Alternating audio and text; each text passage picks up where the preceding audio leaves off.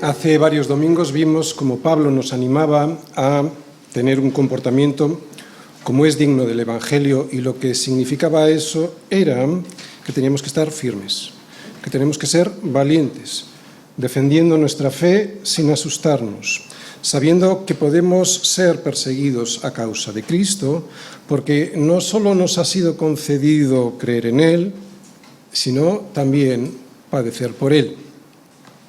Lo veíamos en los versículos 27 al 30 del capítulo 1, los leemos. Solamente que os comportéis como es digno del Evangelio de Cristo, para que, o sea que vaya a veros o que esté ausente, oiga de vosotros que estáis firmes en un mismo espíritu. Fijaros, firmes, combatiendo unánimes por la fe del Evangelio, y en nada intimidados por los que se oponen, que para ellos ciertamente es indicio de perdición, mas para vosotros de salvación, y esto de Dios. Porque a vosotros os es concedido a causa de Cristo no solo que creáis en Él, sino también que padezcáis por Él, teniendo el mismo conflicto que habéis visto en mí y ahora oís que hay en mí. Y es que cuando empezamos a seguir a Cristo como nuestro Señor, ahí es cuando comienza una batalla tremenda, la verdadera batalla de nuestra vida, y ante la que hemos de estar firmes, firmes especialmente ante aquellos que nos acosan por nuestra fe. Y esta firmeza en la fe implica una lucha. No me puedo quedar sentado. Implica una lucha, una batalla espiritual, y además es una batalla espiritual que hay que ganar. Y es que en una guerra no se puede ganar sin combatir, sin luchar por el propósito en el que uno cree.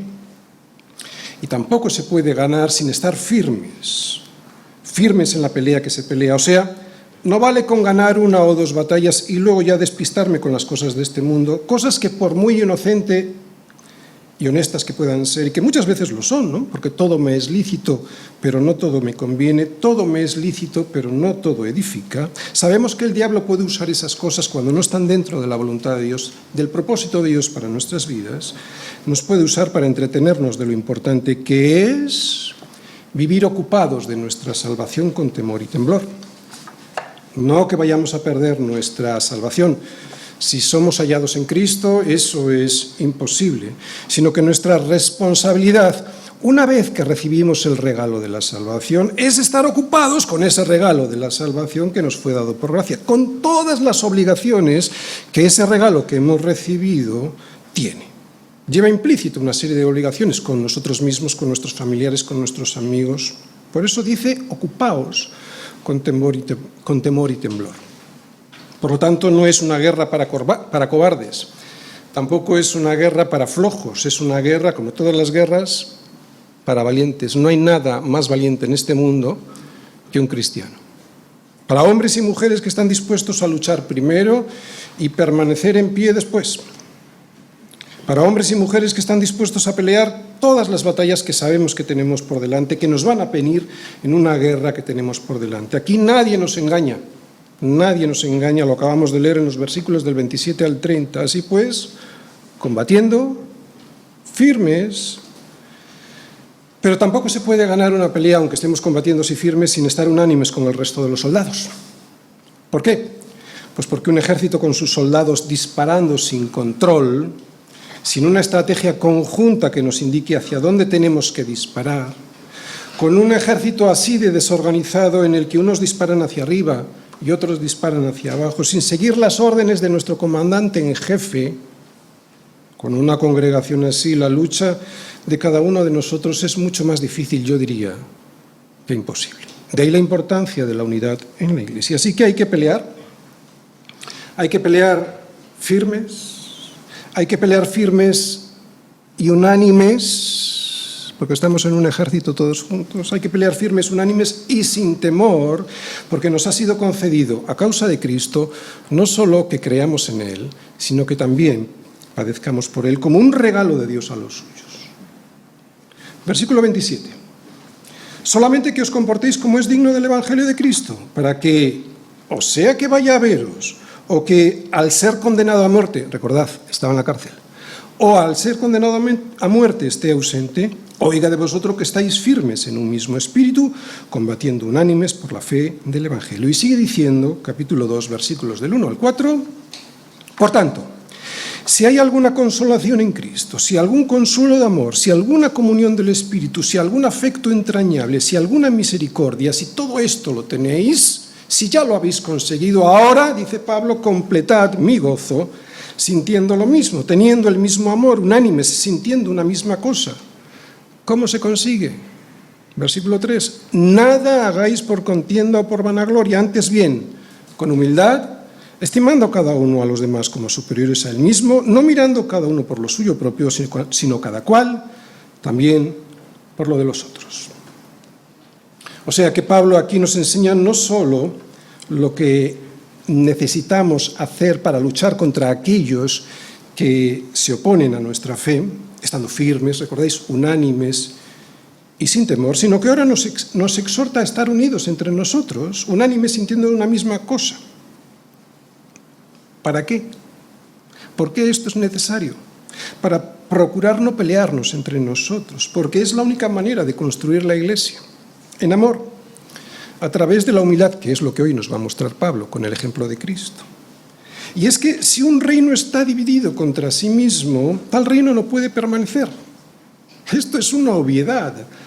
Iglesia, no nos olvidemos de esto. Leemos que la causa de la división es por hacer las cosas por contienda o por vanagloria. O sea, hacer las cosas como a mí me parece, sin tener en cuenta ni el orden ni los consejos que Dios nos da en su palabra. Y que la forma de arreglarlo, este es el problema, y que la forma de arreglarlo es, antes bien, con humildad, estimando cada uno a los demás como superiores al mismo, no mirando cada uno por lo suyo propio, sino cada cual también por lo de los otros, lo que nos dicen estos versículos 3 y 4. Así que aquí está la solución, ante la desunión. Con humildad. Esta es la única forma de tratar con el problema de la falta de paz por desunión.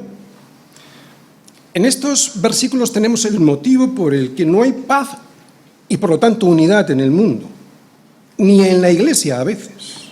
La falta de humildad. En el mundo es inútil pedir esta humildad porque solo alguien que tiene un corazón transformado se puede humillar delante de su hermano. Pero nosotros en la Iglesia sí podemos, porque hemos sido transformados en nuestra mente y corazón. Por lo tanto, si estamos en Cristo, versículos del 5 al 8, haya pues en vosotros este sentir que hubo también en Cristo Jesús, el cual, siendo en forma de Dios, no estimó el ser igual a Dios como cosa a que aferrarse, sino que se despojó a sí mismo, tomando forma de siervo, hecho semejante a los hombres, y estando en esta condición, en la condición de hombre, se humilló a sí mismo, haciéndose obediente hasta la muerte, y no cualquier muerte, sino muerte de cruz. Imitando a Cristo. Nuestra unión con Cristo nos debe llevar a imitarle. Filipenses capítulo 2, versículos del 5 al 8. Bien, como podéis descubrir al leer estos versículos, el tema es muy sencillo.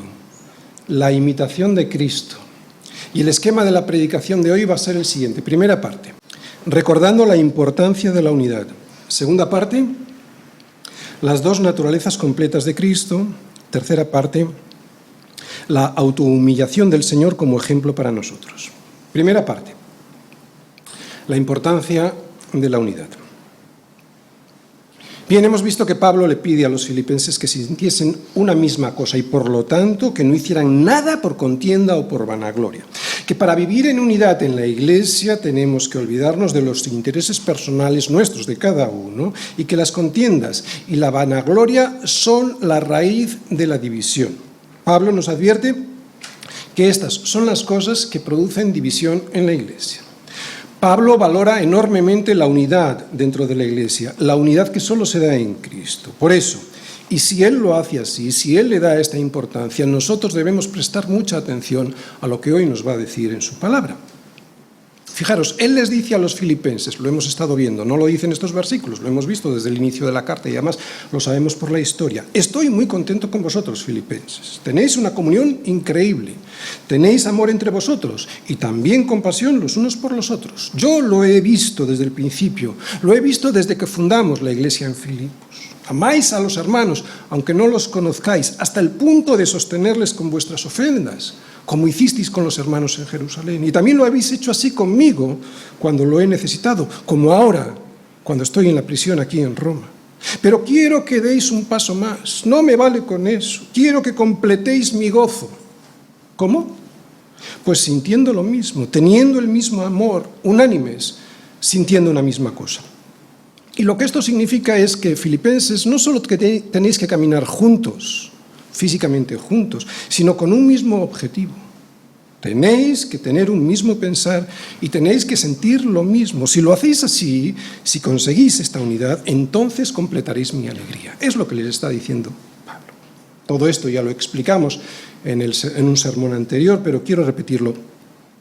No podemos sentir cada uno cosas distintas sobre los temas que afectan a la unidad de la Iglesia. Todos debemos tener el mismo amor por los demás, y esto lo que significa es que todos debemos tener comunión los unos con los otros. No podemos dejar apartados a algunos de esa comunión. Y todos debemos estar unánimes y sentir una misma cosa sobre el Evangelio. Y sentir lo mismo no quiere decir que todos debemos pensar lo mismo en todas las cosas, claro que no. Sentir lo mismo no quiere decir que a ti y a mí nos han de gustar las mismas cosas, que debemos tener los mismos gustos y opiniones en todo. Sentir lo mismo significa que todos en la Iglesia debiéramos tener un mismo modo de pensar en las cosas espirituales, que todos en la Iglesia debiéramos pensar de la misma manera que piensa Dios. Sentir lo mismo significa que todos en nuestra mente y corazón debiéramos tener los pensamientos de Dios y, por lo tanto, en nuestra mente sus pensamientos y también en nuestro corazón. Y si Pablo es tan vehemente en la exposición de este asunto es porque este asunto es crucial para la vida de la Iglesia y, por lo tanto, para la vida de cada uno de nosotros en particular. ¿Sabes por qué? Porque si le va mal a tu congregación, te va a ir mal a ti.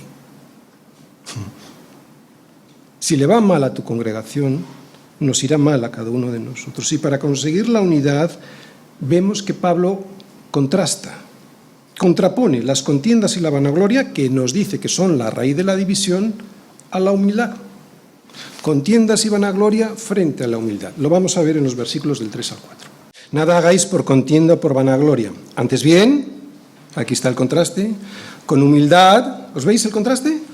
Nada por contienda o vanagloria. Antes bien, con humildad, estimando cada uno a los demás como superiores a él mismo. E inmediatamente nos explica cómo se ha de desarrollar en la práctica esta humildad. Dice, estimando cada uno a los demás como superiores a él mismo. No mirando cada uno por lo suyo propio, sino cada cual también por lo de los otros. Por lo tanto, la humildad es todo lo contrario a considerar a los demás, a tener a los demás por inferiores a nosotros mismos. La humildad es lo contrario a hacer las cosas por nuestros propios intereses personales, o sea, hacer solo las cosas que nos interesan a nosotros y no las que pueden beneficiar a los demás. Así que la falta de unidad en la Iglesia comienza por no tener en cuenta lo que Pablo nos dice aquí. No hagamos pues las cosas por interés personal o por vanidad. Cuando vengamos a servir a la Iglesia, esto es fundamental. El servicio a la Iglesia ha de estar lleno de humildad y desprovisto de cualquier barniz de egoísmo y de vanagloria. ¡Qué difícil! Sobre todo a los que estamos aquí, en el púlpito. La vanidad implica, entre otras cosas, mostrarse como imprescindible, o sea, orgullo. El orgullo de alguien que tiene un alto concepto de sí mismo, tan alto concepto de sí mismo que sus propios méritos le dan un afán, o quiere que le den un afán que sea admirado y considerado por los demás por esos méritos. Y eso destroza la unidad, nos dice Pablo. Y al contrario, la humildad significa ver a tu hermano como superior a ti mismo, o sea, como alguien más capaz que tú, más santo que tú, con más comunión con Dios que tú. Y esto se pone en práctica, por ejemplo, cuando no señalamos los defectos de nuestros hermanos, que lo hacemos cada 5 minutos, sino al revés, cuando ponemos en valor sus virtudes, y esto refuerza la unidad. Por lo tanto, si la desunión la promueve la arrogancia, la vanidad y el egoísmo, solo la humildad delante de Dios, solo la renuncia de nosotros mismos podrá conseguir esta armonía de la que Pablo nos habla. Y para eso, ¿qué mejor que buscar, y por eso lo pone, el ejemplo de Cristo? Es lo que hoy Pablo nos va a mostrar. Pero antes de entrar en ello, me gustaría hacer un apunte sobre un tema muy importante, la naturaleza de Cristo, algo que podemos apreciar en este pasaje. Fijaros, las dos naturalezas completas de Cristo. Haya pues en vosotros este sentir que hubo también en Cristo Jesús, el cual, siendo en forma de Dios, no estimó el ser igual a Dios como cosa a que aferrarse, sino que se despojó a sí mismo tomando forma de siervo, hecho semejante a los hombres. Y estando en la condición de hombre, se humilló a sí mismo, haciéndose obediente hasta la muerte y muerte de cruz. Cristo Jesús, pues, siendo en forma de Dios, no estimó el ser igual a Dios, es lo que yo os he subrayado ahí. Y lo que Pablo quiere decir, entre otras cosas, es que Cristo existía ya eternamente como Dios, porque la forma aquí no solo indica la forma exterior, significa también la naturaleza, la esencia de Dios, y lo refuerza cuando después justo dice ser igual a Dios, que también os he subrayado, ¿no? De hecho, la forma solo puede ser derivada de la naturaleza. Más aún, alguien puede despojarse de su forma, pero no de su naturaleza. De manera que cuando Pablo dice que Cristo ya existía en forma de Dios, está diciendo que Él ya existía como Dios antes de toda la eternidad y disfrutando de la gloria de ser uno con Dios. Así pues, y resumiendo, Cristo es total y completamente divino, completamente Dios. 2. Cristo es total y completamente humano, por lo tanto, totalmente hombre. 3. Las naturalezas divina y humana de Cristo son distintas, no son una misma. 4.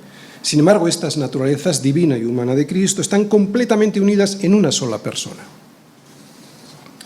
Esto significa que eran dos naturalezas distintas, una humana y otra divina, unidas en una persona, en la persona de Cristo. Así, Cristo es completamente Dios y completamente hombre. Sus dos naturalezas, la humana y la divina, están unidas en una sola persona, Cristo.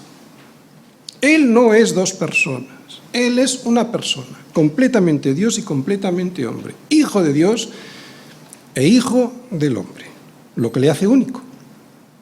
Y el punto que nos está mostrando aquí Pablo es que para que el plan de salvación del Padre se pudiese llevar a cabo en el Hijo, con la presencia y colaboración del Espíritu Santo, otra vez, el plan que dio Dios Padre, para que lo llevara a cabo Dios Hijo, con la presencia y colaboración de Dios Espíritu Santo, era necesario que Dios el Hijo tomara la forma de un ser humano de verdad, para que así pudiese morir de verdad por su pueblo. Y esto es algo que Él hizo voluntariamente.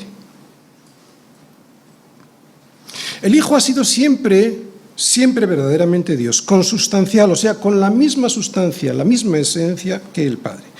Pero en la encarnación asumió una naturaleza humana, se le sumó a su naturaleza divina la naturaleza humana, y eso lo hizo verdaderamente hombre. El milagro de la encarnación es que Cristo se convirtió en todo lo que somos, pero sin pecado, sin dejar de ser todo lo que es, Dios eterno. Y aunque al tomar voluntariamente la forma de esclavo, el Señor se vació de su majestad, no lo hizo de su naturaleza divina. Sé que es complicado, pero es muy importante entenderlo y entenderlo bien, ¿de acuerdo? Para poder entender bien lo que Pablo nos está intentando explicar, porque este ejemplo es el que quiere Dios para nosotros. Fijaros, como hemos dicho antes, alguien puede despojarse de su forma, pero no de su naturaleza. Por eso en este pasaje Pablo no pretende primeramente mostrarnos la distancia infinita que existe entre Dios y el hombre. Eso es algo evidente, no es esa su pretensión primera. Lo que Pablo pretende al contraponer la naturaleza divina frente a la humana es la naturaleza humana que asumió cuando se encarnó, es mostrarnos no la enorme diferencia que hay entre Dios y el hombre, sino la enorme diferencia entre la majestad que Él tenía y que dejó voluntariamente frente al servicio sumiso que adquirió, que tomó al hacerse hombre. como el de un esclavo frente a su señor. Esto es lo que pretende Pablo al mostrarnos el contraste entre la forma de Dios como siervo y la forma de Dios con toda su majestad y la forma de siervo como esclavo. Esta es su intención, porque lo que quiere mostrarnos Pablo es el contraste de Cristo como el ejemplo máximo de humildad. ¿Entendéis lo que quiero decir? De ahí es donde está Pablo insistiendo. Por eso habla de la forma como esclavo. Por lo tanto, ¿cuál es esta forma de la que Dios, o esta forma de Dios de la cual se despojó Cristo, sin dejar de ser Dios para tomar forma de siervo? Otra vez, es importante. ¿Cuál es esta forma de Dios de la cual se despojó Cristo sin dejar de ser Dios para tomar la forma de siervo? ¿Cuál es esto que se despojó? Pues su majestad. Su majestad imponente, divina y soberana que tenía con el Padre. A esta forma gloriosa es a la que renunció el Señor de la gloria al hacerse hombre siervo. Y por si alguien pone en duda esta gloria preexistente, Jesús mismo se la adjudicó. Antes de ser arrestado, llorando al Padre, dijo: Padre, glorifícame tú al lado tuyo con aquella gloria que tuve contigo antes que el mundo fuese. Así pues, y solo después de entender esta explicación de humildad de Cristo, obedeciendo al Padre para salvarnos de la muerte eterna, es cuando podemos entender el propósito de Pablo al decirnos que si falta unidad en la Iglesia es porque surge de la arrogancia, de la vanidad y del egoísmo.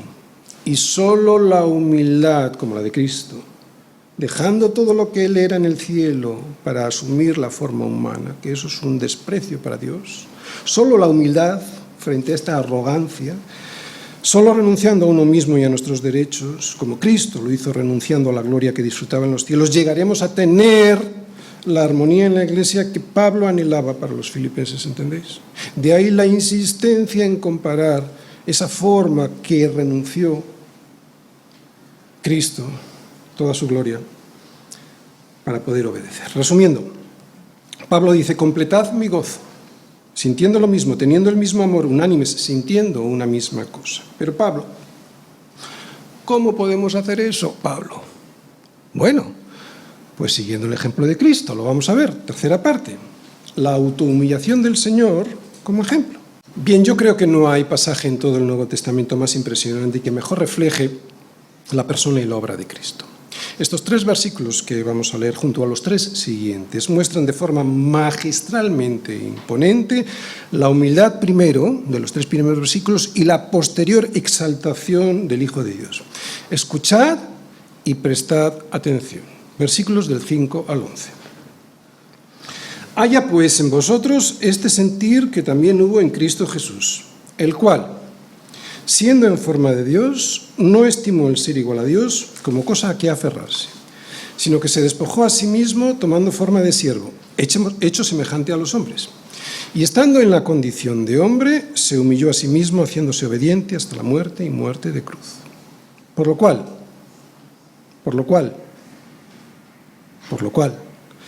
Dios también le exaltó hasta lo sumo y le dio un nombre que es sobre todo nombre. ¿Para qué?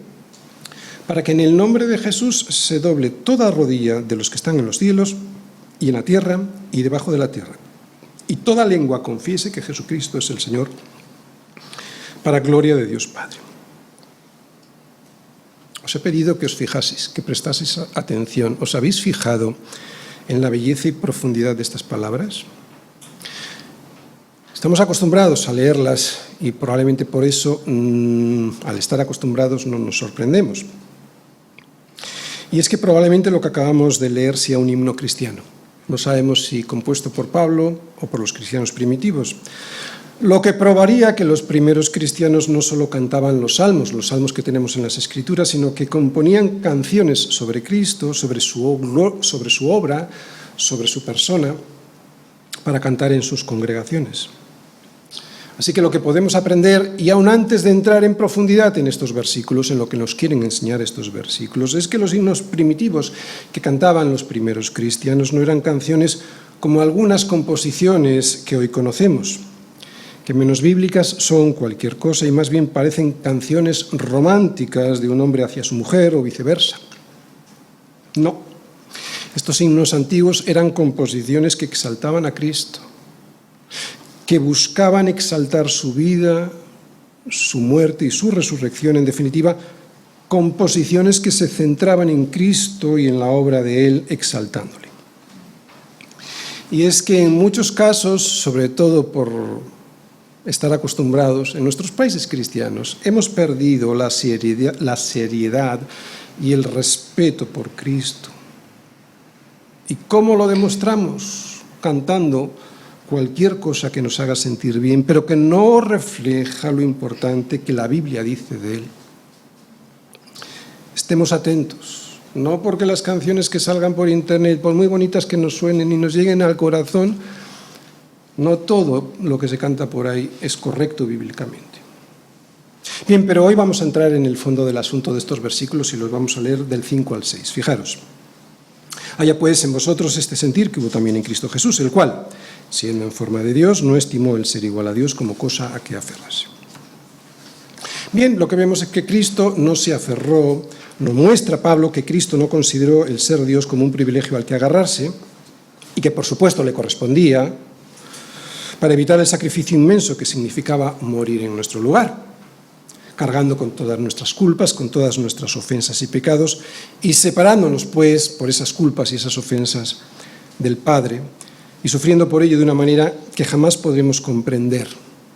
Eso es lo que hizo Cristo. Y podría haberlo hecho, o sea, podría haberlo evitado, porque era su derecho. Pero renunció a él voluntariamente. ¿Entendéis lo que significa la humildad? Renunciar voluntariamente, nadie impone nada a nadie. Renunciar voluntariamente a nuestros supuestos derechos.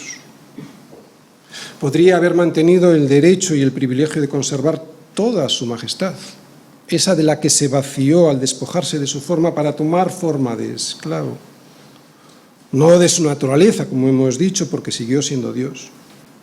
Cristo podría haber mantenido ese derecho y privilegio, y sin embargo, ¿cuál fue su actitud para renunciar a todo lo que siempre había sido? El Señor de Gloria. ¿Cuál fue su actitud? La de la humildad. Todo lo contrario a lo que hizo Adán. El versículo 6 nos muestra de alguna manera el fracaso de Adán. No está hablando de Adán, pero Pablo de alguna manera nos muestra el fracaso de Adán y por lo tanto la necesidad de un segundo Adán para poder ser salvos. Adán fue creado como la imagen y la semejanza de Dios. Fijaros, entonces dijo Dios, hagamos al hombre a nuestra imagen conforme a nuestra semejanza. Pero a Adán no le bastó con eso, ni con todo lo que Dios le había dado. Le había hecho a la imagen y semejanza de Dios y le había dado un montón de cosas. Habiendo sido creado, y esto quiero subrayarlo, porque somos tan soberbios que después de habernos creado, o sea, somos criaturas, pretendemos suplantar la identidad de Dios. Es terrible. Otra vez, habiendo sido creados, él, Adán, habiendo sido creado y teniendo todo lo que tenía, quería pasar por encima de Dios, superándolo. Por eso se dejó seducir por el tentador. Él le prometió que si desobedecía a Dios, no solo no moriría, sino todo lo contrario. Seréis como Dios, le dijo. La culpa la tuvo Adán por dejarse engañar. Y el problema de Adán fue... ¿De qué estamos hablando? De la soberbia. Su soberbia. Él sí intentó, al contrario de Cristo, él sí intentó alcanzar la igualdad con Dios. Por eso vemos aquí un contraste con Adán. Soberbia frente a la humildad, que es lo que quiere resaltar Pablo. Jesús, para quien el ser igual a Dios había sido desde siempre un derecho, rehusó a este derecho y se hizo obediente, humillándose al desprenderse de toda su gloria y majestad. Esta actitud ante el Padre, y a la que Pablo quiere que prestemos atención, es la que vamos a observar ahora en estos 4 puntos que yo he subrayado. Fijaros. Versículos 7 y 8, sino que primero se despojó a sí mismo, tomando forma de siervo, hecho semejante a los hombres, y estando en la condición de hombre, se humilló a sí mismo, haciéndose obediente hasta la muerte y muerte de cruz. Seguro que ya lo habréis descubierto. Muchas veces en las cartas de Pablo nos dice que tenemos que estar en Cristo, que debemos ser hallados en Él. Y estos versículos nos muestran el marco en el que se ha de desenvolver nuestro día a día para ser hallados en Él. ¿Cuál es? ¿Cuál es el marco en el que se ha de desenvolver nuestra vida para ser hallados en Él? Lo estamos viendo todo el rato, la humildad. Si realmente estamos en Cristo, o si realmente queremos estar en Cristo y ser hallados en Él, nos lo vamos a demostrar a nosotros mismos si asumimos el marco básico que Pablo nos ha descrito. A ver, es un esfuerzo diario. ¿Recordáis? Estamos en una guerra, es una guerra espiritual. Es un esfuerzo diario. Aquí nadie le surge de una manera natural.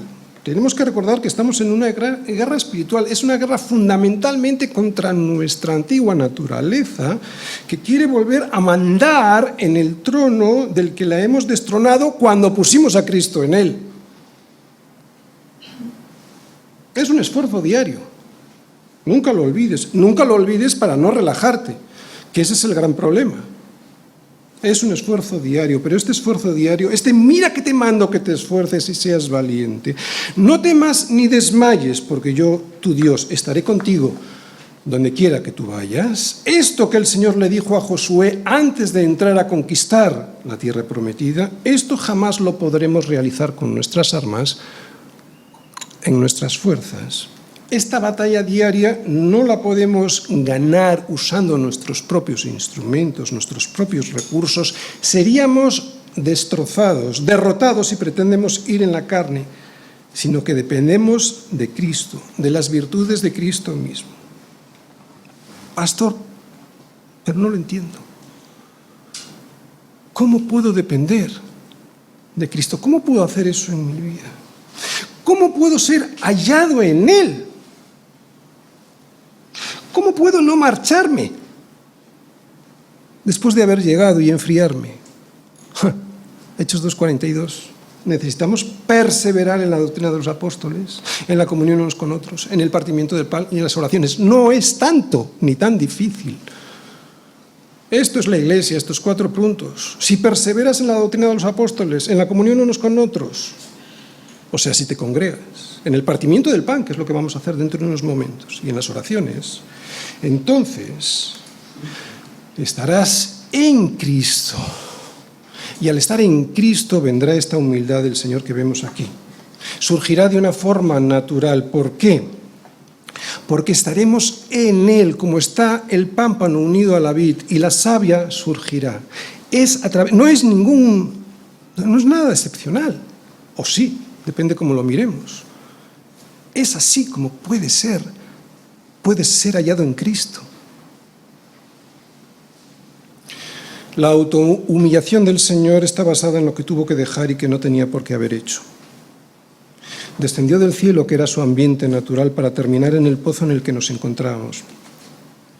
Y esta actitud la podemos ver en los 4 puntos que tenemos ahí delante. Estas 4 actitudes que tomó delante del Padre para poder salvar a su pueblo, que somos nosotros.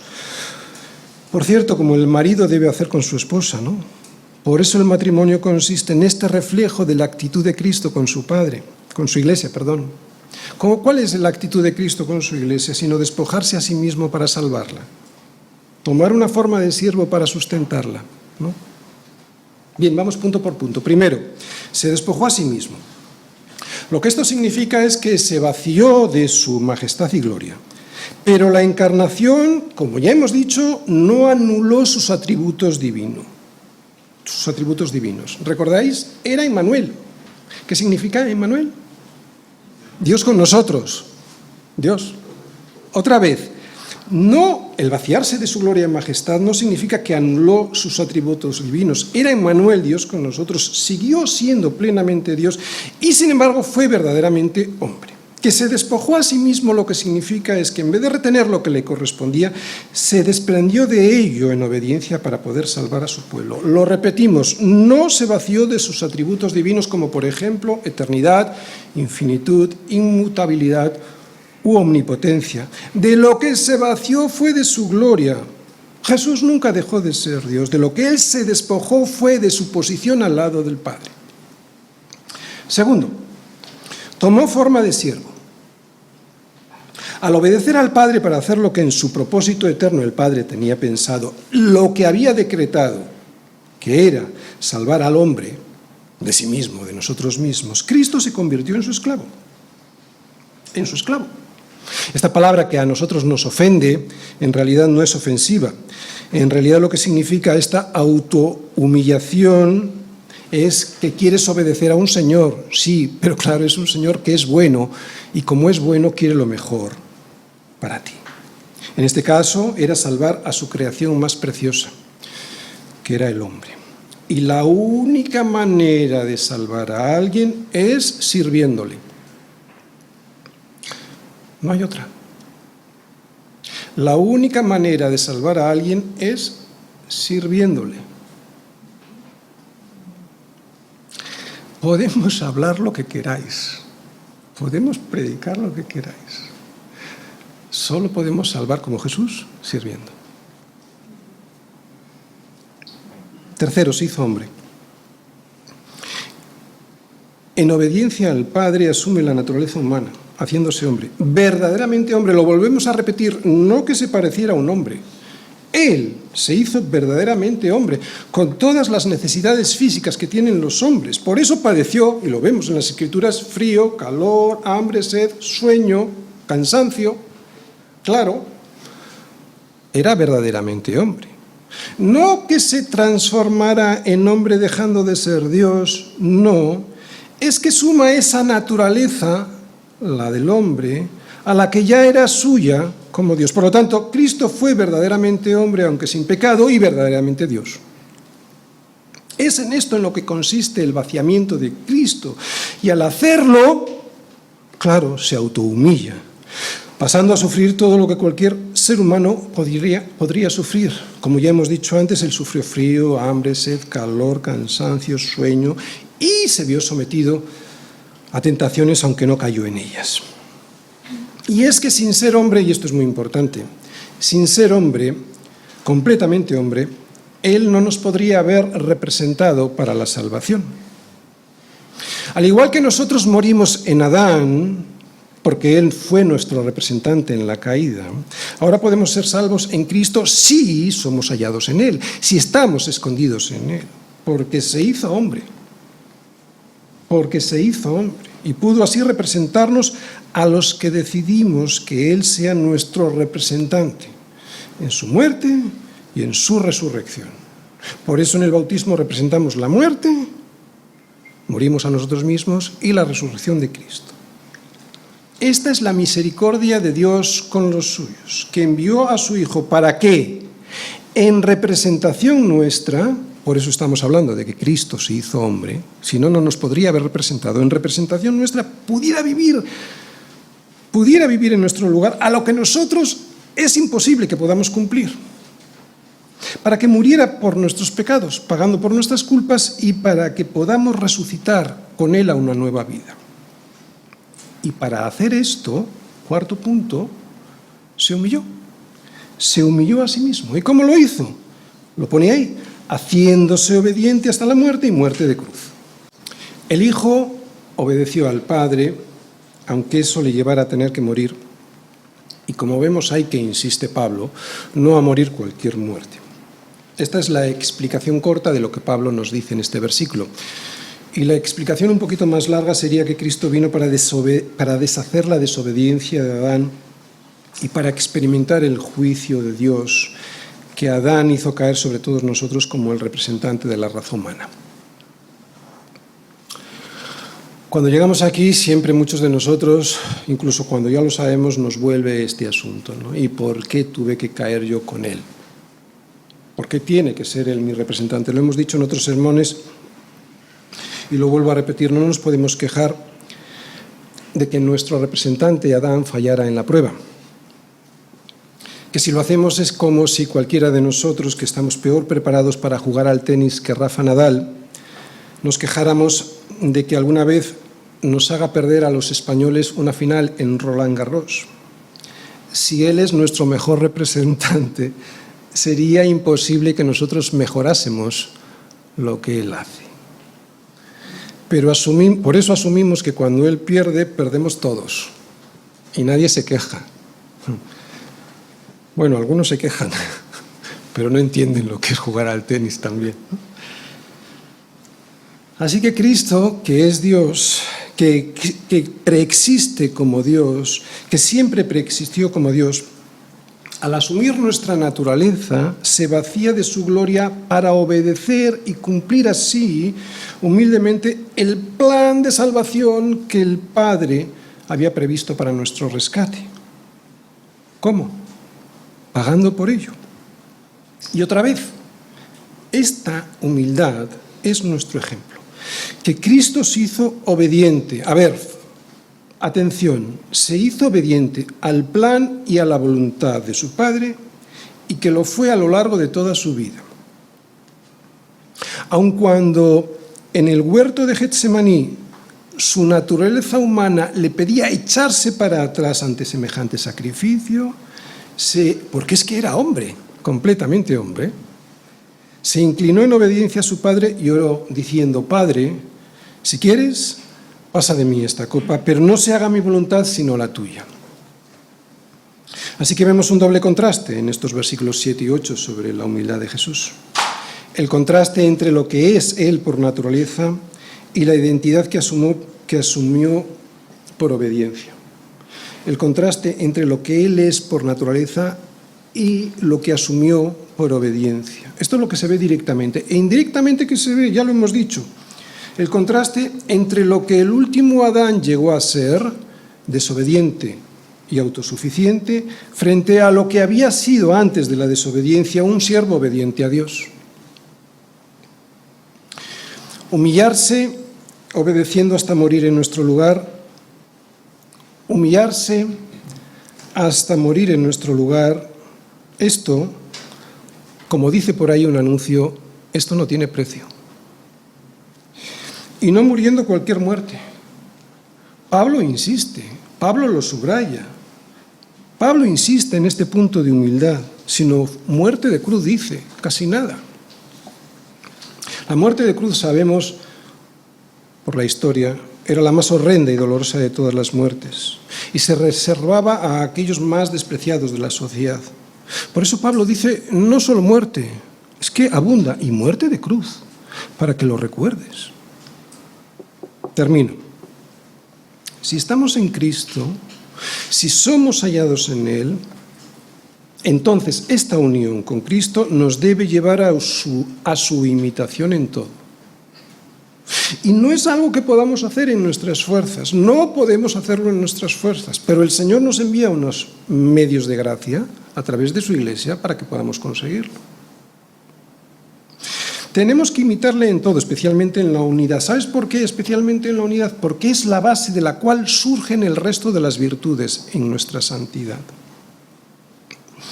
¿Quieres tener una vida plenamente santa? Cuando alguien se humilla ante Dios, y esto seguro que lo entendéis, cuando alguien se humilla ante Dios, el resto viene solo. Y es aquí donde está nuestro reto. No insistir en nuestros supuestos derechos, porque los condenados a muerte solo tienen el derecho a morir, sino estar dispuestos a sacrificar esos supuestos derechos para servir a los demás, porque servir es amar y amar es morir. Acabamos de leer unas palabras de Pablo del ejemplo de la humildad de Jesús, pero Juan nos dice exactamente lo mismo, aunque de una manera un poco más sencilla, más gráfica. Fijaros, vamos a comparar pasajes paralelos de Juan 13 y Filipenses 2. Fijaros el primero, Juan 13:3. Sabiendo Jesús que el Padre le había dado todas las cosas en la mano, que dice Filipenses 2:6, el cual, está hablando de Jesús, siendo en forma de Dios, no estimó el ser igual a Dios como cosa que aferrarse. Vamos a Juan 13:4. Dice, se levantó de la cena y se quitó su manto. ¿Qué significa eso? Lo dice Filipenses 2:7. Despojarse a sí mismo. Nadie le obligó a quitarse el manto que implicaba autoridad. Se despojó a sí mismo. Vamos a Juan 13:4 y 5. Y tomando una toalla se la ciñó y comenzó a lavar los pies de los discípulos. ¿Qué dice Filipenses 2:7 y 8? Tomando forma de siervo, se humilló a sí mismo hasta la muerte y muerte de cruz. Y el resultado de esta humildad de la imitación de Cristo, ¿cuál debe ser? Lo vamos a ver en Juan, también 13, 14 y 15. Este es el resultado. Pues si yo, el Señor y Maestro, he lavado vuestros pies, vosotros también debéis lavar los pies los unos a los otros. ¿Por qué? Porque ejemplo os he dado, para que como yo he hecho, vosotros también hagáis. ¿Dónde vemos esto en Filipenses 2? 4. Pues lo vemos ahí donde dice, no mirando cada uno por lo suyo propio, sino cada cual también por lo de los otros. Él siendo Dios, subsistiendo en la forma de Dios, siendo igual a Dios, con toda la gloria de Dios, se vacía de toda esa gloria para sumar a su naturaleza divina la humana. Y en esta forma de hombre sufre la humillación de morir siendo inocente y además la muerte más vergonzosa que existía en aquel momento. Y todo esto obedeciendo al Padre por amor a su pueblo. Quiero que lo pienses, por amor a ti y a mí, porque es ahora cuando lo vamos a recordar en la Cena del Señor. ¿Os dais cuenta en qué consiste la Iglesia?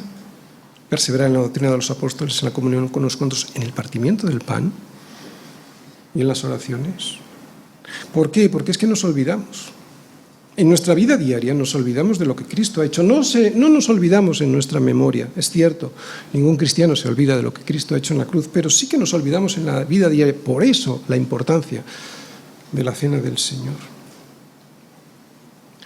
Renunciar a nuestros supuestos derechos para salvar a otros, esta es la lección que hoy Pablo nos quiere dejar a los filipenses. Por lo tanto, versículo 5. Haya pues en vosotros este sentir que hubo también en Cristo Jesús. ¿Y cómo debe ser este sentir que también hubo en Cristo Jesús? Pues nada hagáis por contienda o por vanagloria, antes bien con humildad, estimando cada uno a los demás como superiores a él mismo, no mirando cada uno por lo suyo propio, sino cada cual también por lo de los otros. Amén.